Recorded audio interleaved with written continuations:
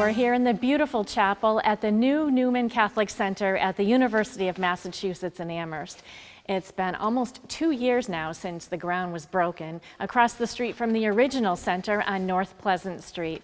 And with a few finishing touches being done over the last few weeks, the center is now ready for the special dedication this Sunday. The day is finally approaching. On the campus of the University of Massachusetts in Amherst, the brand new 19,000 square foot Newman Catholic Center is set to be formally dedicated this Sunday. Sitting on blessed ground directly across the street from the original 60-year-old Newman Center, this new state-of-the-art facility houses a chapel, research area with private study rooms, lounges, the Newman Cafe, administrative offices, and a conference room. During the last month, finishing touches have been put on Our Lady's Seat of Wisdom Chapel.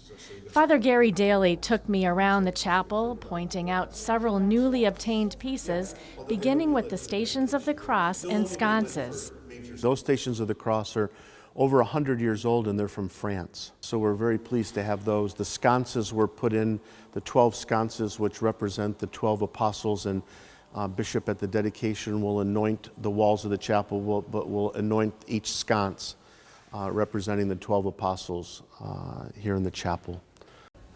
The interior is adorned with a mix of old and new, with many pieces coming from former parishes in the Diocese of Springfield. The Reredos from Sacred Heart Church in East Hampton. The altar from the former Our Lady of Hope in Springfield. The angels flanking the altar from the former Our Lady of the Rosary in Springfield.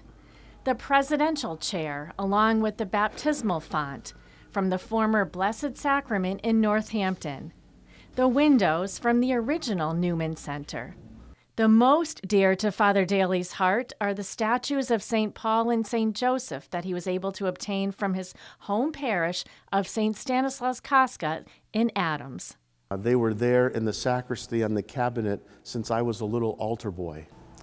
And they were taken down from the Reredos at St. Stan's years before even me coming as an altar server.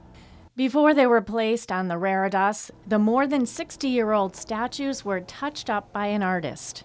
So we're making that as a notation, in a plaque that these statues have come from St. Stanislaus Kostka Church in Adams. So for me, that's a kind of a real special piece. Also, in the choir loft sits a brand new Genesis 2 Allen organ. What's fascinating about it is from down here, you can press on your phone a button and the organ will play the song.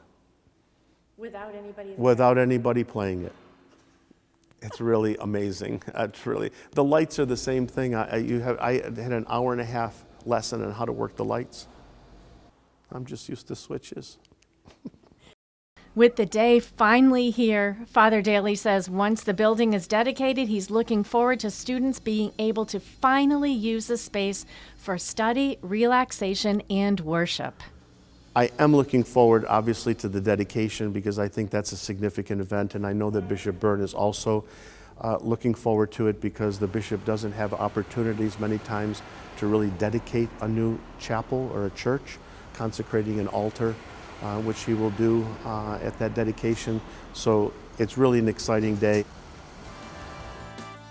And again, Bishop William Byrne will formally bless and dedicate the new center here on Sunday, April 23rd at 2 p.m. Now, due to seating limitations, the Mass is by invitation only, but will be live streamed for everyone to watch.